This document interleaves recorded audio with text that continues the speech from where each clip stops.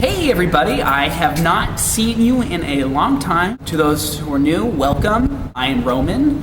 I have been vlogging for the past 3 years now. I'm back in business, making vlogs, and this time I actually have a special brand that I'm doing. I'm actually doing an internship with my abroad program, the Danish Institute of Study Abroad. So I am currently in Copenhagen, Denmark right now. And the main purpose of this vlog is to go on a diversity journey and sort of interview different people from different backgrounds, different diverse backgrounds, sort of define diversity. What is diversity? How does it relate in a Copenhagen context? How does it relate in a Danish context? And how does that relate with America? So yeah, I just invite you to sort of come with me. Yeah, without further ado.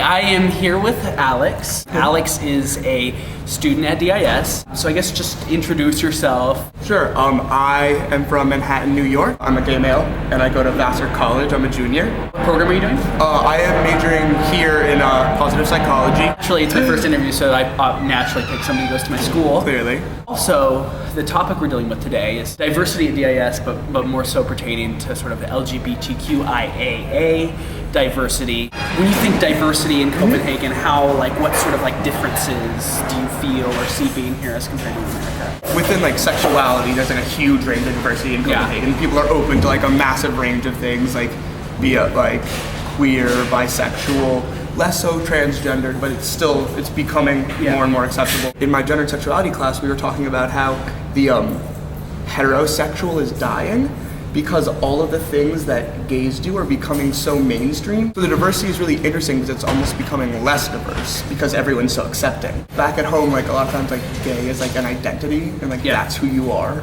But here it's just almost just another trait that you have. Here for a month I kind of just feel I don't know, it's kind of happened to me. I'm kind of starting to feel like I'm just a person who also happens to for somebody of the same gender, and that's not a thing, you know? Would you say, has DIS provided you with any resources? Would you say DIS your SRA or your sort of the classes, or has anything sort of helped you, either helped you out, actually helped you out, or have you learned anything? Yeah, well, I mean, my gender and sexuality class in Scandinavia is really cool. The class is just really interesting, getting perspectives from people who don't all go to Vassar. Yeah. Since all Vassar students have the same ideals about openness and sexuality and gender. Discussions I'm having are a lot more fruitful at DIS because there are people from places that I have never been to or even never heard of, and they're places, people with very different backgrounds than me in regards to religion and things like that. Besides classes, I'm part of one of the buddy networks that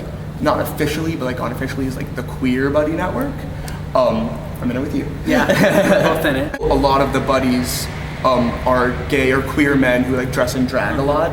It's not it's not as much of a thing, and it just made me feel very comfortable with my own being open myself. Yeah. And that was definitely a resource. It's cool. You get these sort of links to different Danish gay culture. Thank you so much, Alex, for being my first interviewee. Woo. I hope you guys all enjoyed. I should be doing these about weekly. People who've watched me for the past 3 years vlogging, and also the new fresh faces from DIS, and also the people who are looking at DIS and stuff like that. So all right, bye.